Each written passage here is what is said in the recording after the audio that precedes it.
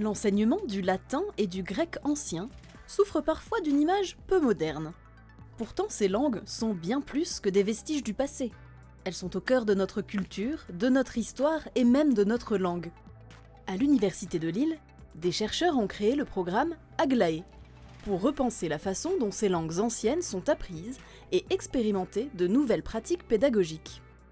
Le programme de recherche Aglaé comprend des enseignants de latin et de grec qui sont répartis en fait entre deux laboratoires, le laboratoire STL et le laboratoire ALMA. Le mot-clé en fait c'est expérimentation puisque nous expérimentons notre propre enseignement du latin et du grec et nous réfléchissons sur les différentes façons que nous avons d'enseigner les langues anciennes, comment faire évoluer cet enseignement et comment répondre aussi aux attentes du monde contemporain. Le but est de développer des approches pédagogiques qui ne considèrent pas ces langues comme mortes, mais bien comme des outils vivants, en interaction constante avec le français contemporain. Nous mettons en place des pratiques qui sont en rupture avec ce que nous-mêmes nous pratiquions auparavant.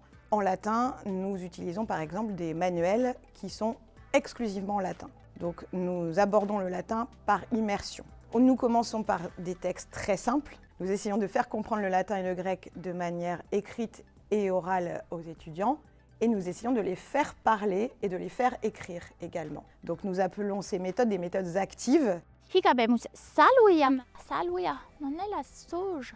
Et lui, vous savez, romarin, on dit la rosée de la mer, est ros marinus. Dans la pédagogie des langues anciennes, l'aspect ludique est aussi important que dans la pédagogie des langues vivantes. Quand vous apprenez de l'anglais ou de l'espagnol, vous pratiquez non seulement des exercices, mais vous pouvez pratiquer des jeux. Nous avons ici un Scrabble en grec ancien, donc vous voyez ici les lettres grecques.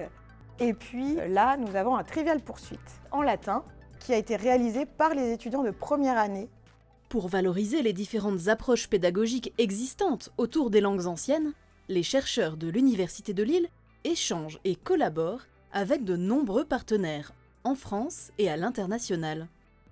Nous souhaiterions que ces pratiques actives, ces méthodes actives soient reconnues et propagées au sein notamment de l'enseignement secondaire. Il y a un mouvement qui est en cours, on est en pleine transition, un petit peu partout en France. L'un des enjeux aussi, c'est de réfléchir pas seulement pour les élèves, les étudiants que nous avons en face, mais aussi pour former nos collègues et nous-mêmes nous former. Ce que nous proposons donc dans une collection qui s'appelle Aglaé, ce sont des textes originaux, mais auxquels on accède par étapes. Chaque volume comprend une première version du texte relativement simple, accessible pour des gens qui ont fait du latin pendant 2 ou 3 ans. On propose ensuite une deuxième version et enfin on arrive au texte original. L'un des paris, c'est aussi qu'on apprend une langue par l'oreille. Et du coup, nous enregistrons aussi ces textes pour faire résonner dans l'espace le latin et le grec. Le latin et le grec ancien continuent de nourrir notre langage par de multiples passerelles. Et pour dépasser les clivages entre langues anciennes et contemporaines, les chercheurs du programme Aglaé explorent la transition vers de nouveaux modèles pédagogiques.